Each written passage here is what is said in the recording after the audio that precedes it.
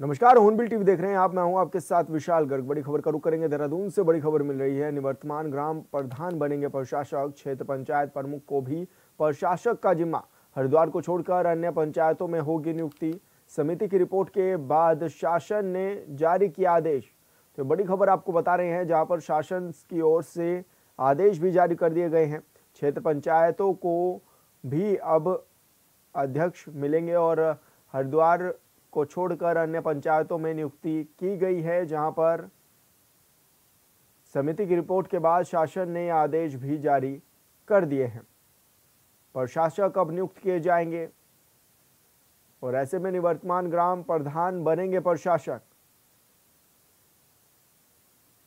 तो बड़ी खबर आपको बता रहे हैं, क्षेत्र पंचायत प्रमुख को भी प्रशासक का जिम्मा सौंपा गया है। और देहरादून से बड़ी खबर, शीतलहर को लेकर सचिव आपदा प्रबंधन की बैठक। सभी जिला अधिकारियों के साथ की सचिव ने बैठक। जनता को राहत पहुंचाने के लिए किए जा रहे कार्यों की समीक्षा। सीएम ने शीतलहर से निपटने के लिए मुहैया कराई धनराशि। किसी जिले को धनराशि की जरूरत होने पर शासन को भेजे डिमांड। शीतकालीन यात्रा को लेकर भी सचिव ने दिए निर्देश। ठंड में यात्रियों के लिए सुविधाओं की कमी ना हो, ये निर्देश दिए गए हैं। मौसम और सड़कों की स्थिति को देखकर यात्रियों को आगे के लिए रवाना करें। तो बड़ी खबर आपको बता रहे हैं, जहां पर शासन की ओर से आदेश भी जारी हुए हैं और दिशा निर्देश भी दिए गए हैं शीतकालीन यात्रा को लेकर।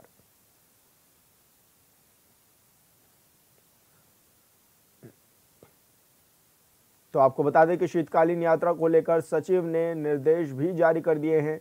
सभी जिलों के जिला अधिकारियों को ये निर्देश दिए गए हैं और ठंड में यात्रियों को असुविधा ना हो, इसका भी विशेष ध्यान रखने की बात कही गई है। साथ ही मौसम और सड़कों की स्थिति को देखकर यात्रियों को आगे के लिए रवाना करने के भी निर्देश दिए गए हैं। तो शीतलहर को लेकर सचिव आपदा प्रबंधन की यह बड़ी बैठक भी थी और इसमें सभी जिला अधिकारियों को सचिव ने निर्देश भी दिए हैं कि यात्रियों की सुविधा का विशेष ध्यान रखा जाए।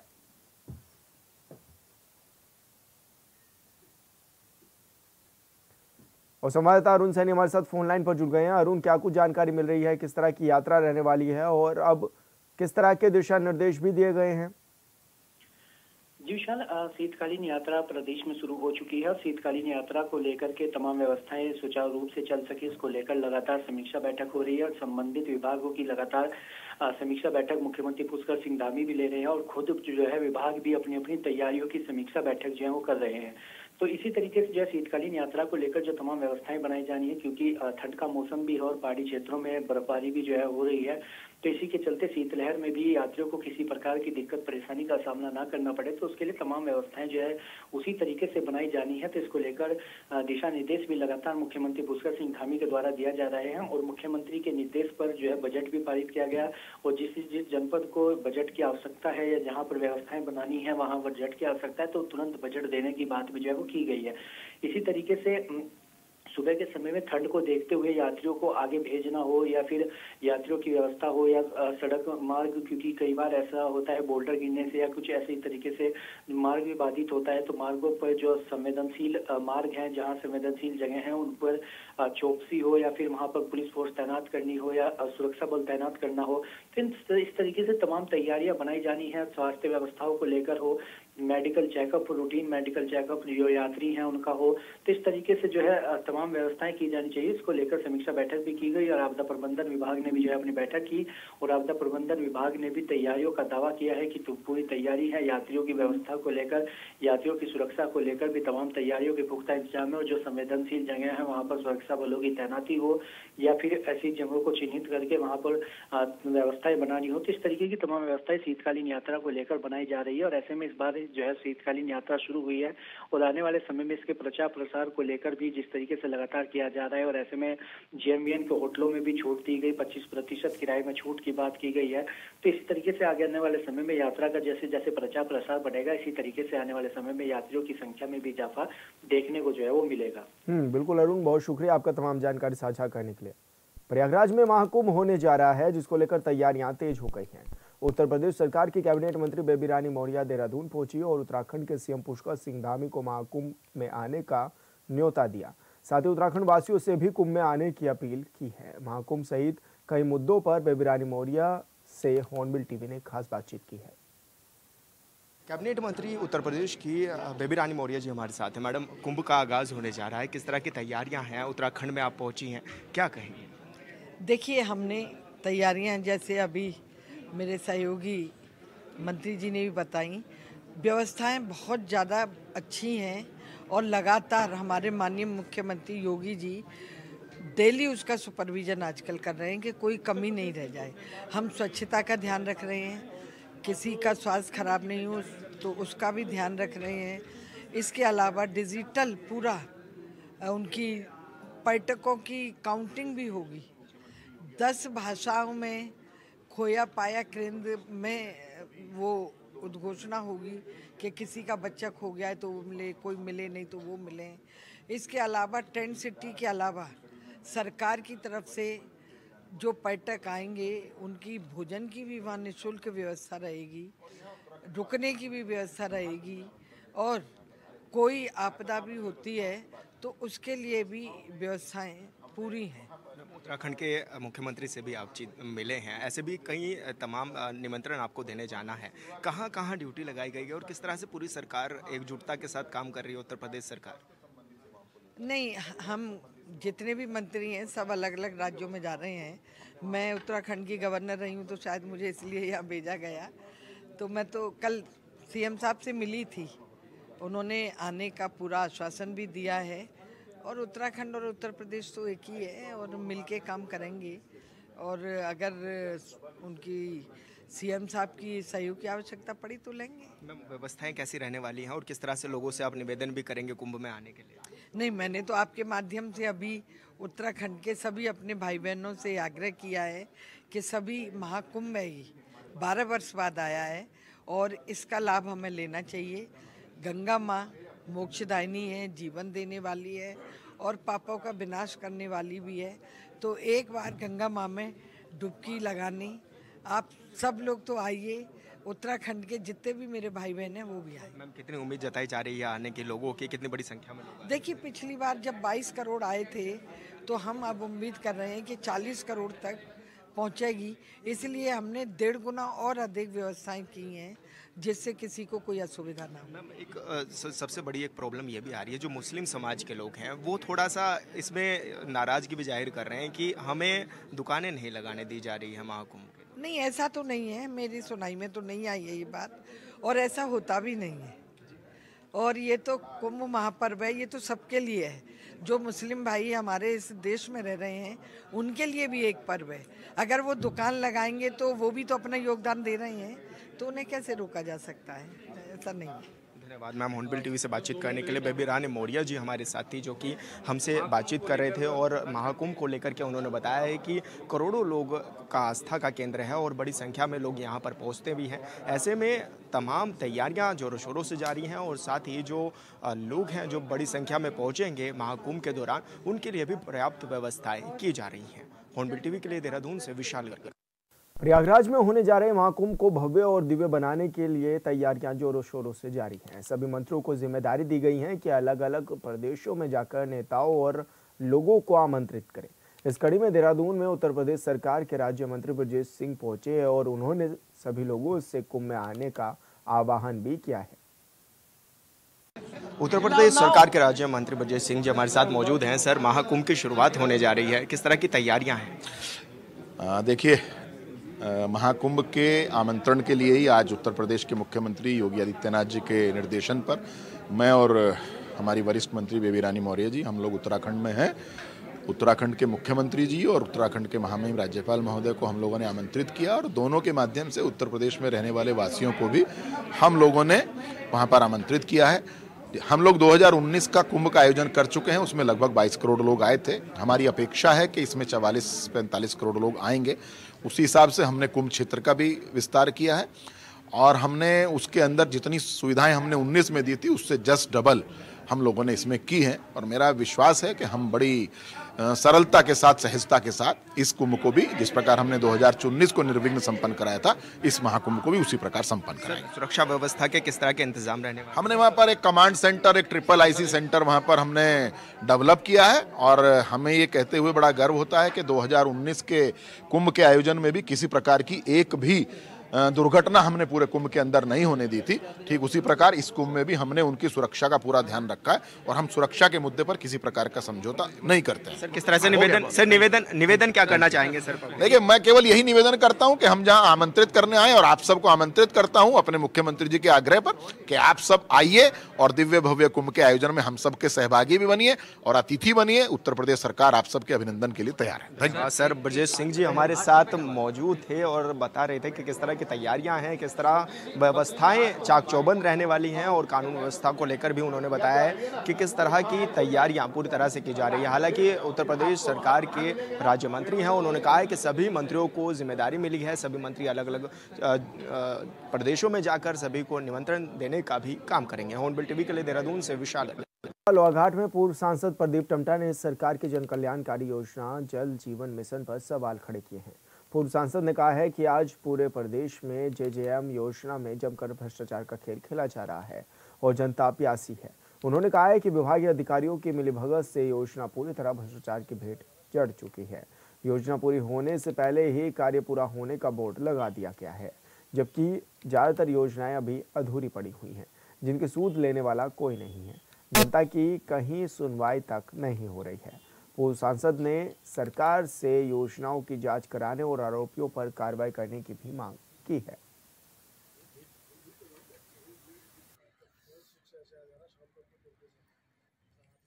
2021 में मैं पार्लियामेंट्री स्टैंडिंग कमेटी का मेंबर हूं, जिसमें ये जल जीवन मिशन की भी समीक्षा है। वहां पर प्रदेश के हमारे अधिकारियों ने, जो सेक्रेटरी थे, उन्होंने आकर के वहां पार्लियामेंट्री कमेटी में कहा था 2022 तक उत्तराखंड के हर गाँव में ये जल जीवन मिशन के तहत नल और जल दोनों फिट कर देंगे। आप 22 तो क्या, 24 समाप्त होने की दर में अभी भी लोग, चाहे आपका चंपावत जिला हो, पिथौरागढ़ जिला, बागेश्वर जिला हो, जल जीवन मिशन के तहत लोग भी अभी भी कह रहे हैं कि हमारे गांव में पानी नहीं पहुंच रहा है। कहीं स्टैंड आगे हैं तो इन स्टैंडों में अब पानी नहीं है। तो मुझे लगता है कि सिर्फ कमीशन और भ्रष्टाचार का एक बहुत बड़ा ये जल जीवन मिशन बन चुका है। लोगों की समस्या वहीं पर वही है। चमोली जनपद के सीमांत क्षेत्र ज्योतिर्मठ के उन्नतशील काश्तकार इन दिनों PM फसल बीमा योजना के तहत रबी की फसल बीमा के लिए बड़ी तादाद में ब्लॉक मुख्यालय पहुंच रहे हैं। खाता खतौनी और हिस्सा प्रमाण पत्र बनाने के लिए सुबह से ही ज्योतिर्मठ तहसील में सेब काश्तकारों की लंबी कतार लगी हुई है। वहीं सभी किसानों को आसानी से खाता खतौनी उपलब्ध हो सके, इसके लिए तहसील प्रशासन की तरफ से टोकन सिस्टम भी जारी किया गया है, जिससे काश्तकारों को टोकन नंबर के आधार पर एक एक कर खतौनी की नकल उपलब्ध कराई जा रही है।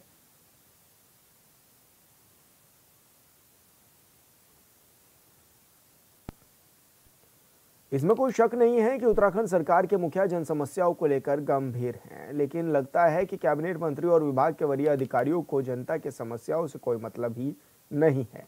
शायद यही वजह है कि इस साल 2008 में एक गांव के लिए स्वीकृत सड़क का निर्माण आज तक नहीं हो सका है। कई बार ग्रामीणों ने धरना प्रदर्शन किया और राज्य के CM से लेकर DM तक गुहार भी लगाई गई है। इस रिपोर्ट में देखिए। उत्तराखंड सरकार होश में आओ, होश में आओ, होश में आओ। सरकार होश में आओ, होश में आओ, होश में आओ। अपना अधिकार मांगते हैं। कई वर्षों से बिना सड़क के यहाँ पर रोज आंदोलन कर रहे हैं, फिर भी हमारे सुनने वाला कोई नहीं है। उत्तराखंड के चमोली में एक गांव की रहने वाली इन महिलाओं की मांग कब सुनी जाएगी, कहना मुश्किल है। ऐसा इसलिए क्योंकि ना तो राज्य सरकार के जिम्मेदार मंत्री होश में हैं, ना ही चमोली के जिलाधिकारी। अगर जिम्मेदार लोग होश में होते तो कब की इनकी मांगे मान ली जाती। अगर नेता और अधिकारी होश में होते तो आज कड़कड़ाती ठंड में घर का काम धाम छोड़ महिलाओं और बुजुर्गों को धरना प्रदर्शन देने के लिए मजबूर नहीं होना पड़ता। और अगर ऐसा नहीं है तो फिर वर्ष 2007 और 2008 में स्वीकृत सड़क का निर्माण 2024 में भी क्यों नहीं हुआ? यह कौन बताएगा राज्य के सीएम पुष्कर सिंह धामी अधिकारियों से बार बार कह रहे हैं कि ग्रामीणों की समस्याओं को गंभीरता से लें, लेकिन लगता है कि अधिकारी सीएम की बातों को हवा में उड़ा रहे हैं। 2047 तक देशवासियों को विकसित भारत का सपना दिखाने वाले नेता बताएं कि हाड़ कपा देने वाली ठंड में अगर आपको धरना प्रदर्शन और भूख हड़ताल करना पड़े तो कैसा लगेगा। बताएं जिम्मेदार नेता और अधिकारी कि धरना प्रदर्शन को मजबूर गांव की महिलाएं क्या उत्तराखंड की निवासी नहीं हैं। बताएं जिम्मेदार अधिकारी कि जनता के पैसों से ही आपको वेतन मिलता है, तो फिर क्या सिर्फ चैम्बर में कुर्सी गर्म करने के लिए सरकार आपको मोटी तनख्वाह देती है। बताएं मंत्री कि क्या यही दिन देखने के लिए इन ग्रामीणों ने आपको वोट किया था। अरे कोई कुछ नहीं बताएगा क्योंकि वो नेता है और आप जनता। हमारे धरने के यहाँ पे 22 दिन हो चुके हैं, अभी भी शासन प्रशासन की कोई सूचना नहीं है। हम अपने बच्चे छोड़ के यहाँ पे बैठे हैं। जब तक हमारी मांग पूरी नहीं होती है तब तक हम यहीं पे बैठे रहेंगे। डुमुक गांव के ग्रामीणों ने खोला मोर्चा। 8000 फीट की ऊंचाई पर स्थित है डुमुक।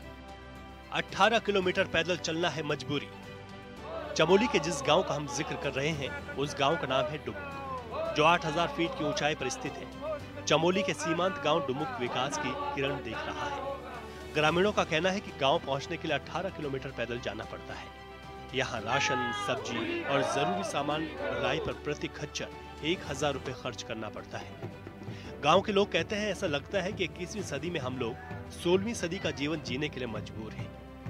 गांव के लोग आजादी के 78 साल बाद भी बीमार, दुर्घटना प्रभावित और प्रसव पीड़ा से जूझ रही महिलाओं को डंडी कंडी व कंधों पर ढोकर अस्पताल पहुंचाते हैं। कई वर्षों से बिना सड़क के यहाँ पर रोज आंदोलन कर रहे हैं, फिर भी हमारे सुनने वाला कोई नहीं है। और आज भी हम 22 दिन से यहाँ पर धरना दे रहे हैं, फिर भी हमारी अभी तक कोई सुनवाई नहीं हो रही है। दरअसल जन आंदोलनों के दबाव में वर्ष 2007-8 में सैंजी लग्गा, मैकोड, बेमरू, डुमक कलगोट तक सड़क स्वीकृत की गई। इसके लिए वन एवं पर्यावरण मंत्रालय ने भी 2010 में अपनी स्वीकृति दे दी थी। सभी औपचारिकताएं जिसमें भूगर्भीय जांच, सड़क का अलाइनमेंट व लागत आदि कार्य तैयार किया गया। लेकिन सिर्फ 9 किलोमीटर सड़क बनने के लिए PMGSY ने 11 करोड़ से अधिक खर्च किया और 2013 में ठेकेदार ने काम छोड़ दिया। 2015 में फिर से रेट रिवाइज कर दूसरी कंपनी को ठेका दिया। उसने भी केवल 8 किलोमीटर सड़क बनाई, जबकि सरकार के कागजों में यह 14.82 किलोमीटर दिखाई गई है। 2019 में भ्रष्टाचार के खेल के लिए फिर सड़क का अलाइनमेंट बदल दिया गया और डुमक गांव को छोड़कर सीधे स्यूण से कलगोट सड़क मिलाने की कोशिश की गई। इतना सब होने के बाद क्षेत्रीय जनता लगातार आंदोलन करती रही, जो आज तक जारी है। गांव के लोग कहते हैं 2010 के अनुसार ही जल्द सड़क निर्माण सुनिश्चित करेंगे। पर स्वास्थ्य सेवाएं हमको देखने के लिए आ रहे हैं, पर घर में हमारे बुजुर्ग, हमारी माताएं बहनें, कई प्रसव महिलाएं, कोई उनका सुनने वाला नहीं है, कोई भी वहाँ देखने वाला नहीं है। यहाँ हमको कोई स्वास्थ्य सेवाएं की जरूरत भी नहीं है। हम जब तक हमारी मांग पूरी नहीं होती हम यहीं पर बैठे रहेंगे। लोकसभा चुनाव में किया था वोट बहिष्कार। बहिष्कार पर ग्रामीणों को मिला था आश्वासन। चुनाव खत्म होने के बाद भूल गए जिम्मेदार। लोकसभा चुनाव 2024 में गांव के लोगों ने वोट बहिष्कार कर दिया तो जिला प्रशासन ग्रामीणों को समझाने में जुट गया। उत्तराखंड सरकार ने मामले का संज्ञान लिया और सचिव ग्राम विकास विभाग उत्तराखंड को आदेश दिया गया कि 2010 के अनुसार ही जल्द सड़क निर्माण सुनिश्चित करें। लेकिन चुनाव के संपन्न होने के साथ ही यह प्रक्रिया भी रुक गई। इसलिए नाराज ग्रामीण अब भूख हड़ताल पर बैठ गए हैं। और बड़ी बात यह है कि इस बार गांव की महिलाओं ने खुद ये मोर्चा संभाल लिया है। पिछले वर्ष इसी महीने में बर्फबारी के बीच गांव के बच्चों से लेकर बुजुर्ग तक ने कई दिनों तक धरना प्रदर्शन किया था। उत्तराखंड की राजधानी देहरादून से प्रसारित प्रदेश का इकलौता न्यूज चैनल यानी HNN ने भी इन ग्रामीणों की समस्याओं को कई बार प्राथमिकता से उठाया, लेकिन हैरानी की बात है कि अधिकारियों की नींद नहीं खुली। जो गांव सड़क मार्ग से विहीन हैं उन गांवों को चिन्हित किया गया है। वहां पर सड़क पहुंचाने के लिए सभी गांवों को चिन्हित करके केंद्र सरकार को प्रस्ताव भेजे गए हैं और मुझे लगता है जो वन अधिनियम की जो दिक्कतें आ रही हैं वो भी जल्दी दूर होंगी और जल्द ही मुझे लगता है ये उम्मीद है कि जो गांव हमारे राज्य में ऐसे छूटे हैं, सड़क मार्ग से छूटे हुए हैं, वहां पर जल्द ही सड़क जाएगी, ये हम आश्वस्त कर सकते हैं। 22 दिनों से ग्रामीण कर रहे हैं धरना प्रदर्शन। इस बार गांव की महिलाओं ने संभाला मोर्चा। 17 वर्षों से लगातार सड़क की हो रही है मांग। गोपेश्वर मुख्यालय क्षेत्र से डोमक गांव के ग्रामीण पिछले 22 दिनों से हड़ताल पर हैं। वहीं अब गांव की महिलाओं ने आंदोलन का मोर्चा संभाल लिया। उन लोगों ने भी भूख हड़ताल शुरू कर दी है। महिलाओं ने कहा कि राज्य बने हुए 24 साल का समय हो गया। जब गांव में कोई बीमार होता है तो उन्हें 18 किलोमीटर से ज्यादा दुर्गम रास्ते से होकर मुख्य सड़क पर पहुंचना पड़ता है। अक्सर बुजुर्ग हो या गर्भवती महिलाएं इलाज के अभाव में रास्ते में ही दम तोड़ देते हैं। पिछले 17 वर्षों से लगातार हुए पत्राचार और आंदोलन के माध्यम से सड़क की मांग कर रहे हैं, लेकिन अभी तक सड़क उनके गांव तक नहीं पहुंची, जिसकी वजह से उन्हें परेशानी और भारी दिक्कतों का सामना करना पड़ रहा है। डोमक गांव की परेशानी पर सत्ता पक्ष की दलीलें हैं तो दूसरी तरफ विपक्ष का सरकार पर तंज।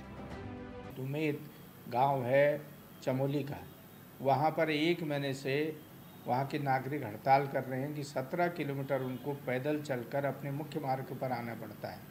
लेकिन सरकार की संवेदनहीनता देखे, पीडब्ल्यूडी मिनिस्टर की संवेदनहीनता देखे, सार्वजनिक निर्माण मंत्री उसमें बयान देने को राजी नहीं है, वहाँ उनकी सुनने को तैयार नहीं है, उनसे बात करने को कोई तैयार नहीं है। इससे बड़ा दुर्भाग्य इस प्रदेश का और क्या हो सकता है। क्या कर रहे हैं चमोली के जिलाधिकारी? सब सीएम ही देखेंगे तो मंत्री का क्या काम? क्या विपक्ष ने सरकार पर बनाया है दबाव? चमोली के डोमक गांव के ग्रामीणों की समस्या के लिए कोई एक पार्टी जिम्मेदार नहीं है। सच तो यह है कि राज्य गठन के बाद कभी कांग्रेस तो कभी बीजेपी की सरकारें रही है। मौजूदा वक्त में 2017 से ही बीजेपी की डबल इंजन वाली सरकार है। सरकार के मुखिया हैं पुष्कर सिंह धामी, जो तेज गति से विकास कार्यों को पहाड़ चढ़ाने की कोशिश लगातार कर रहे हैं। 2 दिन पहले ही सीएम धामी ने एक आदेश जारी किया जिसमें कहा गया कि अपर सचिव स्तर के अधिकारी राज्य के सभी ब्लॉकों में प्रवास करेंगे और ग्रामीणों की क्या क्या समस्याएं हैं इसे लेकर एक रिपोर्ट बनाकर सरकार को सौंपेंगे। सीएम के आदेश से किन गांवों की समस्याएं दूर होंगी ये तो वक्त के साथ पता चलेगा, लेकिन डोमक गांव की समस्याओं पर कुछ सवाल है जिसका जवाब जरूरी है। राज्य के सीएम गंभीर है तो फिर कैबिनेट मंत्री क्यों गंभीर नहीं? सब कुछ अगर सीएम को ही करना है तो फिर कैबिनेट मंत्रियों का काम क्या है?